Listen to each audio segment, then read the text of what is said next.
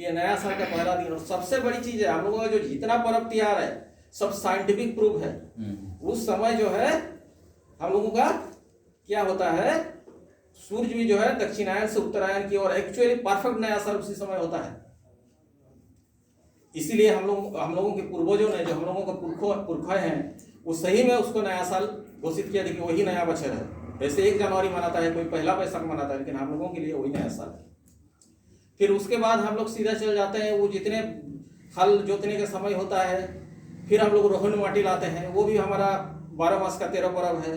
रोहन माटी के बाद हम लोग क्या करते हैं, आपका जो धान बोते हैं, जमीन में धान देते हैं, सब में कुर्मियों का सब पर्व त्योहार जो है उसी में लगा हुआ रहता है।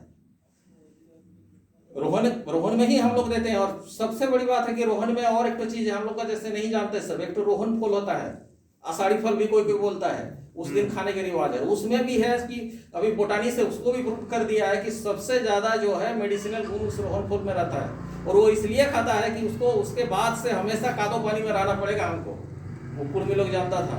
और वही खा लेने से हम लोग का क्या हो गया, वो डोज हो गया कि अभी कोई भी कीड़ा मकोड़ा काटेगा तो हमारे शरीर में उसका इफेक्ट नहीं होगा।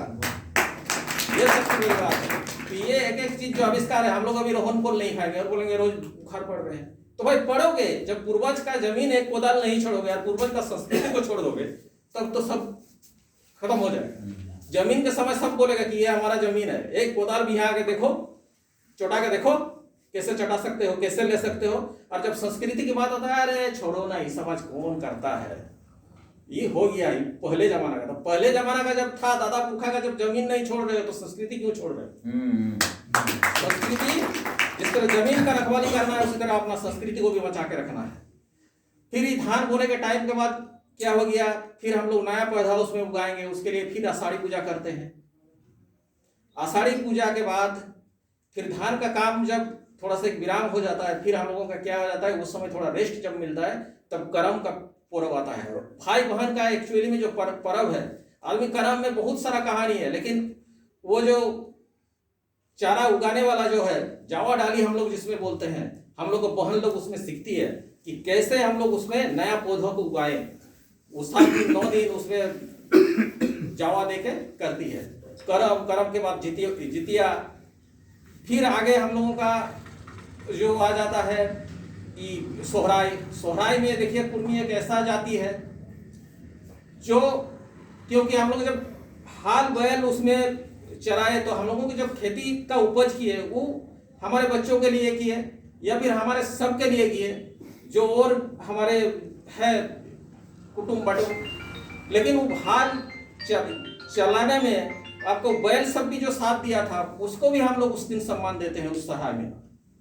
तो बैलों का पूजा करना, उसको सम्मान देना इस कौन समाज में है? प्रकृति पूजक वाले लोग ही ना करते हैं भाई। तो सीधा सा बात है, हम लोग कितना बड़ा प्रकृति पूजक है।